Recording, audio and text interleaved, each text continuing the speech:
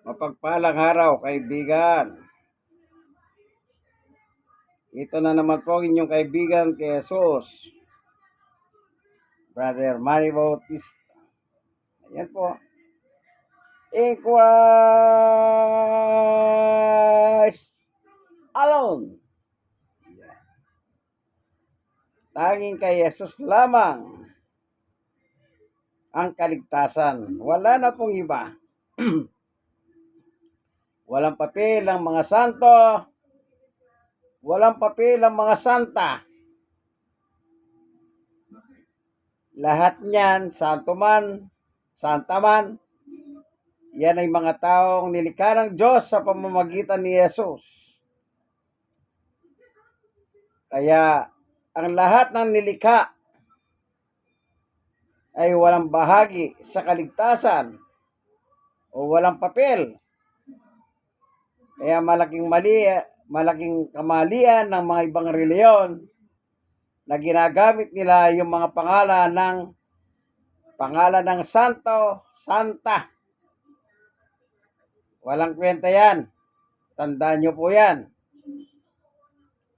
Sapagkat si Jesus lang ang pinadala ng Diyos dito sa mundong ito kung saan nakatira ang tao. Nilagay ang tao sa mundo. Dahil nagkasala ang tao sa Diyos, hindi natin kaya. Wala tayong kakayahan. Kaya ang ginawa ng Panginoon Diyos, siya pa ang umisip ng parahan para tayo mapatawad sa kanya ating mga kasalanan. Dinadala si Jesus. Siya nagdusa, naghirap, at namatay sa ibabaw ng krus. Kung walang dugo, wala tayong kaligtasan. Pero dugo ni Jesus lang. Sapagkat ang dugo ni Jesus o si Jesus mismo ay walang kasalanan. Diba? Tandaan natin yan. Tandaan ninyo yan.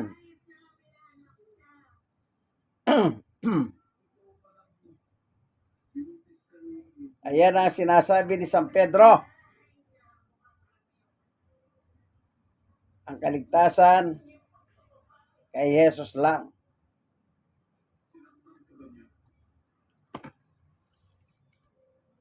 Bago tayo papalawat sa ating pag-aaral, tayo muna po'y panandaliang lalapit sa Panginoon Diyos sa pamamagitan ng isang panalangin. Panginoon Diyos, sa aming Ama na makapangyarihan sa lahat. Minsan pa, samahan mo kami sa aming pag-aaral ng iyong ebanghelyo. Buksan ang puso ng mga tao nakikinig ng video ito. Kung sila man ay nalilis, Panginoon Diyos, iyong ituwid sila. Sa ngalan ng aming Panginoong Yesus. Amen and amen. Praise God.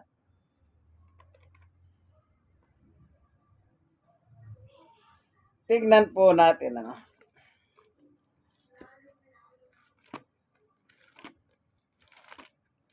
yung sulat ng ating Panginoong Yesus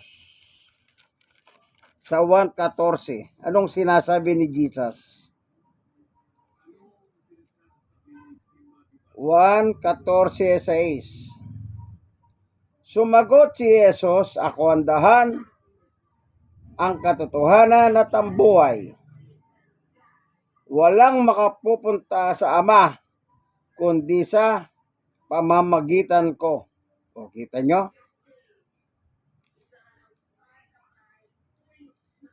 Walang pwede makapunta sa Diyos sa langit kung hindi sa pamamagitan ko, sabi ng Panginoong Jesucristo.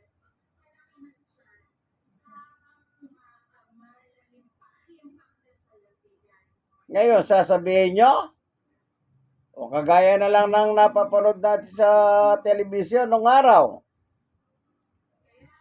yung bulahang propeta ng Davao, na kaibigan ni Digong,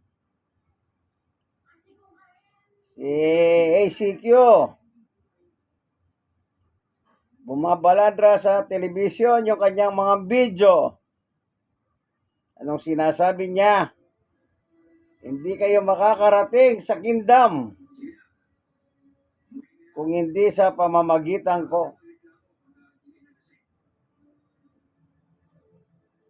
Yung papel ni Jesus, kinuha niya.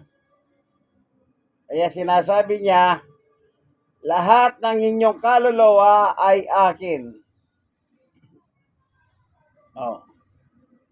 Kaya nga bulahang propeta, yang si ACQ ng Davao, na ngayon ay nakakulong. Nakakulong. Nagtago. Kala mo ko sinong magaling. Umubra ba siya sa kamay ng batas? Ni General Torre? Hindi. Matigas si General Torre. Kinakampihan pa siya ni Bato, si Bato. Si Senador Bato. Nagiring pa sila doon sa Davao. Ano sabi ni Bato? Kung ako lang masusunod, ngayon din, paalisan kita dito, General Torre. Pero sabi ni General Torre, hindi ako aalis dito hanggat hindi ko nahuli si Kibuloy. Ayun, umalis, pero nakuha si Kibuloy. May paninindigan na yung Kibuloy na yon, sabi niya sa kanyang libro, magazine, Adamic Race. Ako na. Siya na ang Yesus. At si Yesus naman ang kanyang ama. Ginulo niya ang sulat ng Biblia. Binabasa niyang Biblia, pero ang kanyang pinakikilala ang kanyang sarili. Hindi yung totoong Yesus ng Biblia. Nakakalungkot, ano po? Nakakalungkot. Ayan, nag-iima siya ng bakal. Kaya ano pang kulungan yan? Basta nakakulong siya. Hindi na siya pwedeng magmanyak doon. Subukin niya, di mamanyakin siya ng mga kapwa niya bilanggo. Ayan. Yabang. Palibasa, taga Davao. Mga taga Davao, mayayabang talaga eh. Ayun, nag-edya na naman sila. Ilang piraso lang daw sila. Nasa 30 piraso lang yata. Lakas tama. At si Digong din nung araw, naalala ko, napanood ko yan. Minura niyan Diyos eh. Sabi niya sa Diyos, stupido ka. Sipin niyo, tinawag niyang stupido ang Diyos. Kaya sabi ng paring Katoliko, nung pangalan kasi ng pari na yon, Father Broderick, na CBCP. Ano sabi po ni Brother Broderick? Ni Father Broderick? Blasphemous ka, Mr. President. Tawagin ba namang stupido ang Diyos? Kaya yung mga taga Davao, mayabang. Kaya, ayun, iniimbita siya ng Quad Committee ng Kongreso. Hindi siya makapunta. Hindi raw dumarating sa kanyang imbitasyon. Ilang beses na yung imbitasyon na yun, hindi raw dumarating. Ano yun? Kaya sabi ng mga kongresista, para tayo naglolokohan dito. Ngayon, nagsalita si Digong, minura niya. Sabi ng mga Quad Committee, punta ka rito, dito mo kami mumurahin. Matatapang na. Pinatapang sila ng panahon. Nakita nila ngayon ang kawalangian ng taga Davao. Kaya tumapang ang mga congressman. Sabi nga nila nung araw nung ikaw ang presidente, sinuportahan ka namin. Pero ngayon, pinagbibintangan mo kaming mga kurap, sabi ng mga kongresista. Especially si Romualdez. Okay? O, balik na tayo. Nadaanan lang natin kasi sa gandikit sila ni Kibuloy Ang kaligtasan matatagpuan lamang kay Jesus. Maliwanag ang sabi ni Jesus, hindi ka makakarating sa aking Ama, kundi sa pamamagitan ko. Sino man, kahit ang mga pangalan ng mga apostol, apostoles, bahala na kayo, mga santo-santa, wala rin papel yan. Kasi sila'y mga taong nilikha lamang ng Diyos. Tignan natin.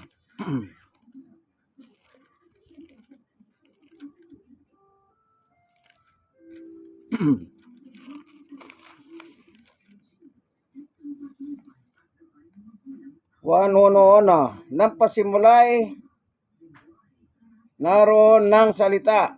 Ang salita ay kasama ng Diyos. At ang salita ay Diyos. Dos. Sa pasimulay, kasama na ng Diyos ang salita. Tres. Nilikha ang lahat ng bagay sa pamamagitan niya. At walang anumang nalikha nang hindi sa pamamagitan niya. O, kita niyo? Lahat nilikha sa pamamagitan ng ating Panginoong Yesus. Kaya lahat, maging tayong mga tao, nilikha tayo ng Diyos sa pamamagitan niya.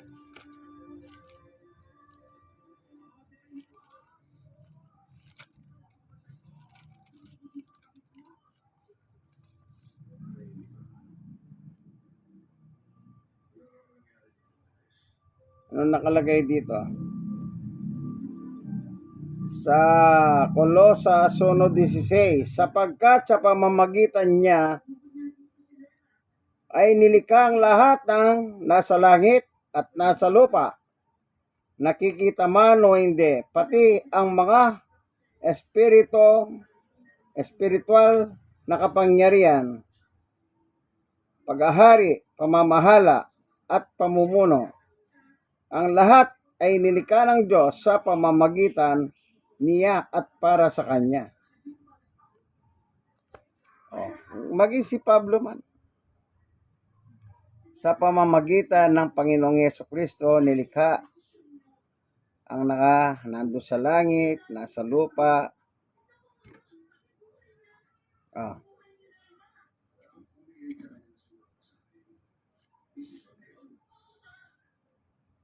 Pagkatapos may susulpot na mga bulahan na sila ay umaangkin.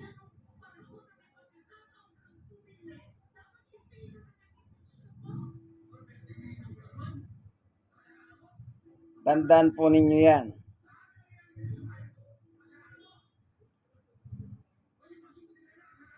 Walang tagapagligtas kundi ang Panginoong Jesucristo lamang. At sa pamamagitan din ng Panginoong Yesus, ayon dito sa Hebreo, tingnan natin.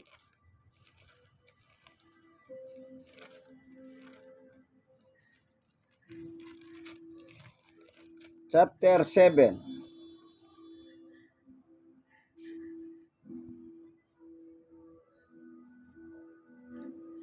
Ano nakalagay dito? Sa verse 24, 7:24. Ngunit si Jesus ay buhay magpakailanman, kaya't walang katapusan ang kanyang pagkapari. 25. Dahil dito, lubusan niyang maililigtas ang lahat ng lumalapit sa Diyos sa pamamagitan niya, sapagkat siya ay nabubuhay magpakailanman upang mamagitan para sa kanila. Nililiwanag na naman dito. Inulit na naman. Yung gustong maligtas na lumalapit sa Diyos sa pamamagitan niya. Liban sa kanya, walang tagapagligtas ng tao. Ano si Jesus? Hindi patay. Siya'y nabubuhay magpakailanman.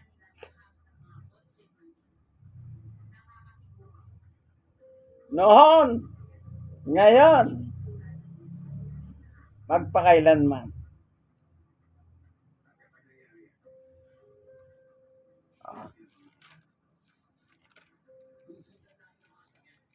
Today, yesterday, and forever. Ano nakasulat?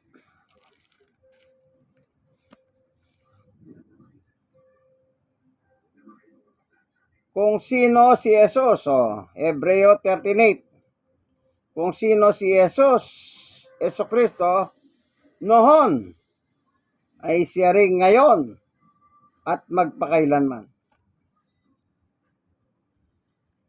Ito, binabasa lang yan, hindi naman pinaniniwalahan. Bakit? Mary Leo nagmamagaling. Nagsimula daw si Jesus nang ipanganak ni Maria.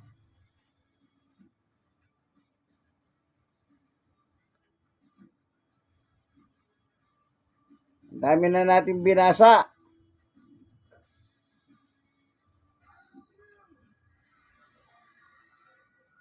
Nilikha ang lahat ng bagay sa pamamagitan niya. Si Maria ba hindi nilikha? Ikaw kaibigan, hindi ka ba nilikha ng Diyos? Ako. Lahat tayo nilikha ng Diyos. Lahat tayo nilikha ng Diyos. Pati si Maria sa pamamagitan ng ating Panginoong Jesucristo. Paano ngayon nagsimula lang ang ating Panginoong Jesucristo nang ipinanganak ni Maria? Wala pa nga. Wala pa.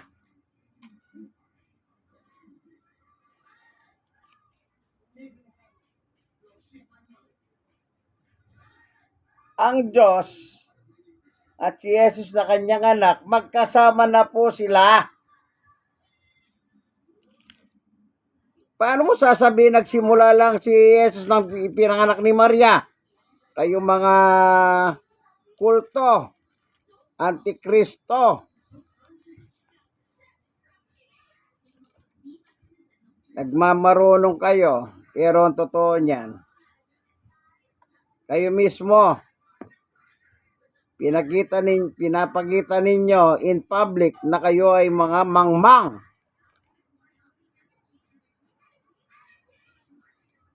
Basahin ko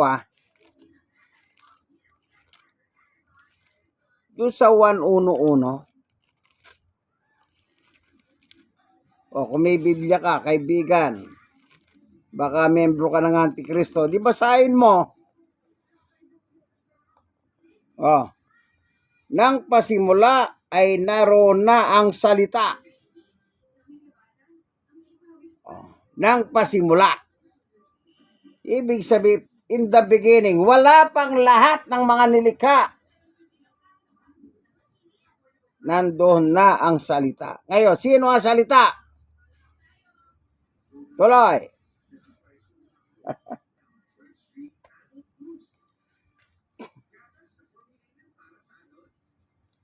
Nang pasimula,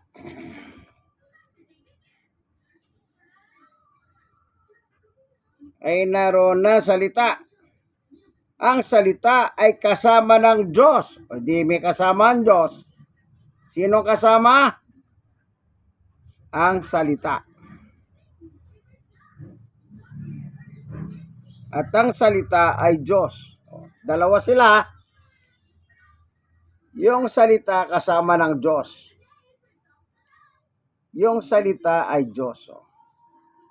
So, ibig sabihin, pareho silang Diyos. Pero magkaiba sila. Ayun, sino yung salita?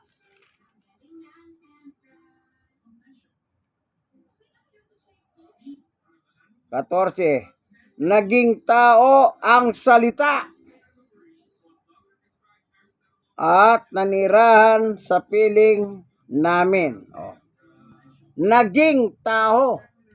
Ibig sabihin, yung salita po, hindi tao, salita. Naging tao. Maliwanag ha? Nagbabasa lang tayo. Sundan nyo kung meron kayong ganitong Biblia. Naging tao. Yan po ang ating Panginoong Yesus, yung naging tao. Sa ibang salin, nagkatawang tao. Ibig sabihin, wala siyang katawang gaya ng tao. Kaya, ang sabi, naging tao. Kailan? Nang ipinanganak ng tao. Kaya ang tawag ni Yesus sa kanyang sarili, anak ng tao.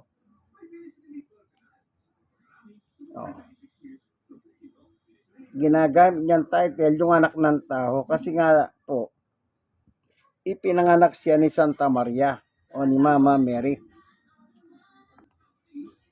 So maliwanag po hindi po tao si Jesus. Santimano na sinasabi nila, tao yan, hindi Diyos yan. Nagsimula lang kay Maria. Wala pa nga tao, wala pa lahat ang inyo nakikita. Wala pa yung solar system, wala pa yung araw, wala pa yung Magkasama na po sila ng Diyos sa langit. Nasaan ba ang Diyos? Mateo 6:9. Anong sabi ni Jesus? Kung nasaan ang Diyos, ang kanyang Ama. Tignan nga natin. Anong sinabi ng Panginoong Yesus? Kung nasaan ang kanyang Ama. Ito nakasulat.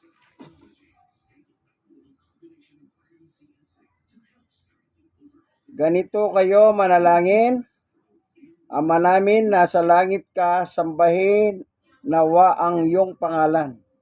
Nasaan daw ang Diyos? Sabi ni Jesus, nasa langit. Yung langit na yon, doon din nagmula si Jesus. Doon din siya nagmula at doon din siya bumalik.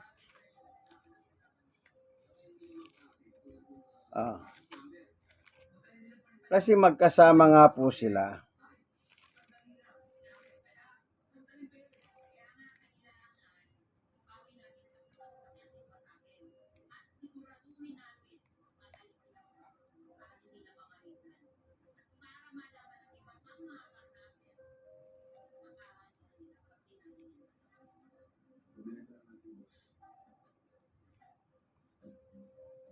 Ito.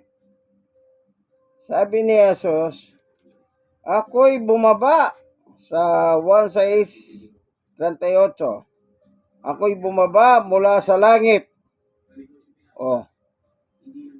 Saan nagmula? Langit.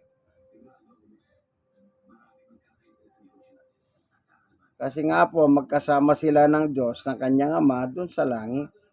In the beginning. Sa simula pa lang, magkasama na po yung mag-ama, yung salita at ang Diyos. Kaya galing sa langit si Jesus, sinugo dito sa lupa para tubusin tayo. Para tubusin ang ating mga kasalanan sa pamamagitan niya. Anong sabi dito sa Galatia?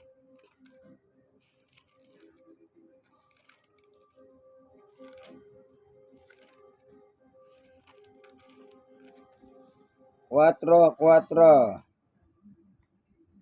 Ngunit na sumapit ang tamang panahon, isinugo ng Diyos ang kanyang anak na isinilang ng isang babae at nabuhay sa ilalim ng kautusan.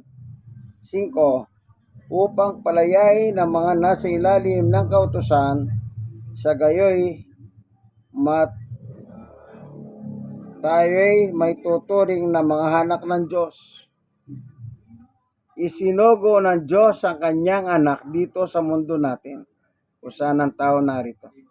Kasi nga po, nagkasala tayo, hindi natin kayang bayaran o hindi natin kayang gawin kung paano tayo matutubos sa ating mga sala. So, ginawa ng Diyos ang kanyang anak sa langit, pinadala dito. Kaya hindi po siya galing kung saan, sa tagalangit po siya, kasama siya ng kanyang ama sa langit. Na sinugo niya, kaya sinabi ni Jesus, ako'y mula sa langit. Tagalangit siya.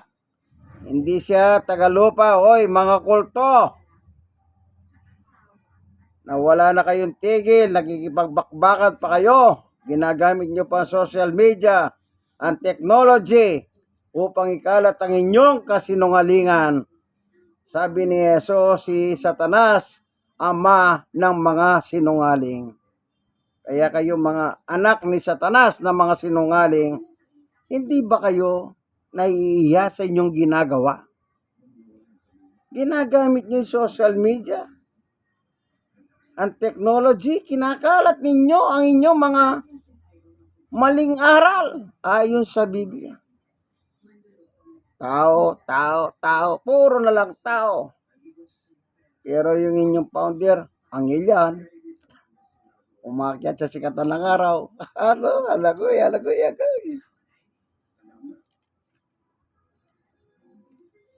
Si Jesus, sinabi niya totoo. Nakasulat. Yung founder ninyo. Nakasulat ba yung sinabi niya? Kaya kayong mga kulto kayo eh. Di kayo nahiya. Yung iba sa inyo nagkandamatay na. Maliwanag naman ang Biblia eh.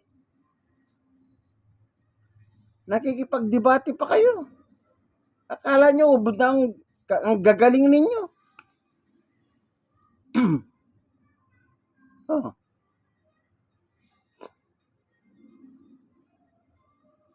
Wala. Yung mga kalahin ninyo sa social media, sa Facebook, binabangga nila ako. Ang problema, wala silang may latag na talata. Pero pag tatalataan ko sila, ang sasama ng ugali. Tinatawag nila akong kalbo. Ulol. Ano pa bang tawag nila sa akin?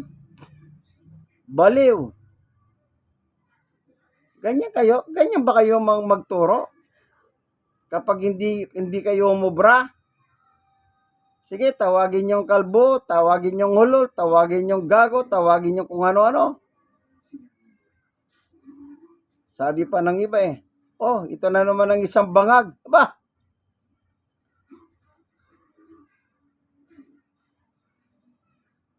Isa daw bangag. Baka kayo ang bangag sa katotohanan. Kasi munang-una, hindi nga kayo pinababasa ng Biblia. O anong ginawa nila? Eh di nagsitigil na sila. O. Isang tanong lang, hindi sila makasagot eh. Alam niyo po ba nung tinatanong ko? Ang tanong ko sa kanila ganito lang. Ano ang likas na kalagayan ng Diyos? Diyos ba o tao? Di nila sinasagot yan.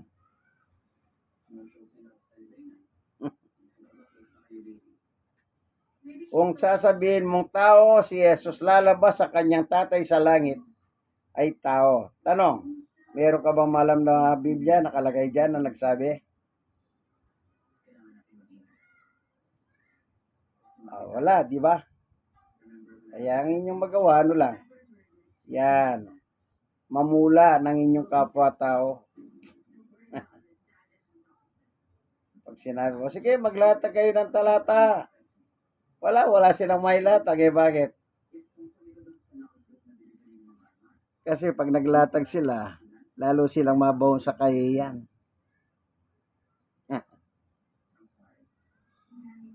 Tapos sabi nila, magsuri ka. Ano kaya susurihin ko? Kulto kayo, susurihin ko pa ba? Antikristo kayo? Susuri pa ako sa inyong aral? Kabisado kong aral nyo eh. Isa lang ang aral nyo, malupit kayo.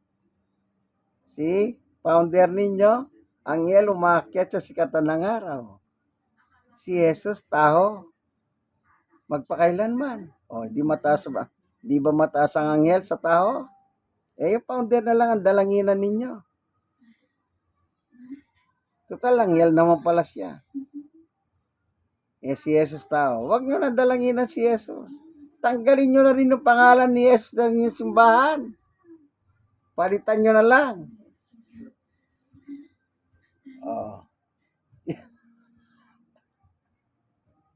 Sige. Nalala ko eh. Sabi na nung kalaban nila, sabi niya, Iglesia ni Manalo. Sumagot yung Kalipores ni Manalo.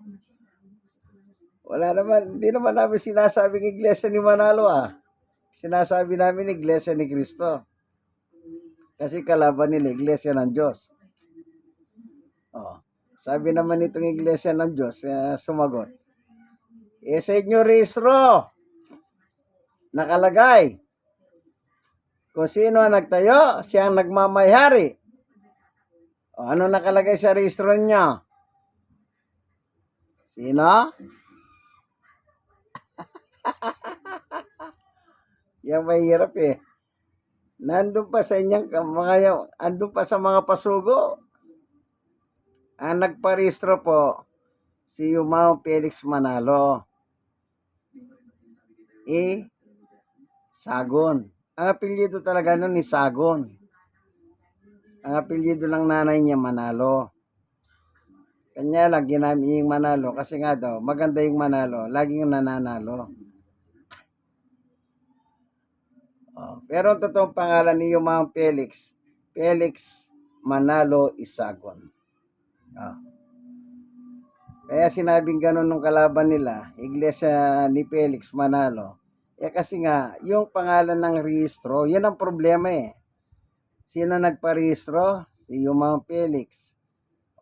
Kung sino nagparehistro, siya nagmamayari. Di paghahari niya. Kaya ang pangalan niya, Iglesia ni Felix Manalo. Sige, narinig ko lang po sa kabila yun. Doon sa kalaban din. Salamat Panginoon Diyos sa liwanag ng iyong turo at aral na nakasulat sa Poimen, ang Biblia ng mga pastor. Bye-bye. Kaibigan, like. Share na share. Kayong mga na-share, mag-share din po kayo.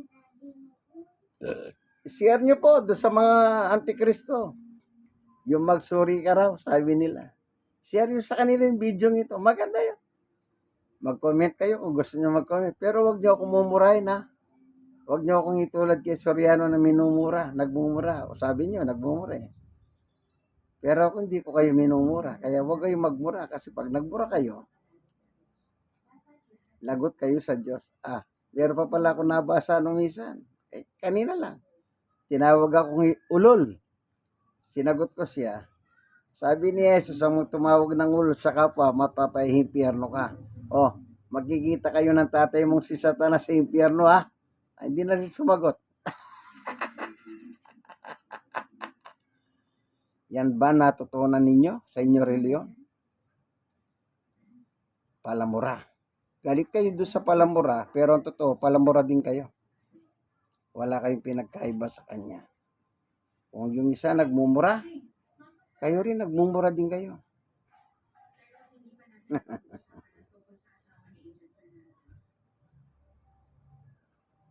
Share nyo po sa kanila, Ito po ang inyong kaibigan kay Jesus, Brother Manny Bautista. Nasa programa po tayo. Ang tunay na pagbubulgar ng katotohanan o salita ng Diyos ayon sa Poimen, ang Biblia ng mga pastor. God bless us all. Bye.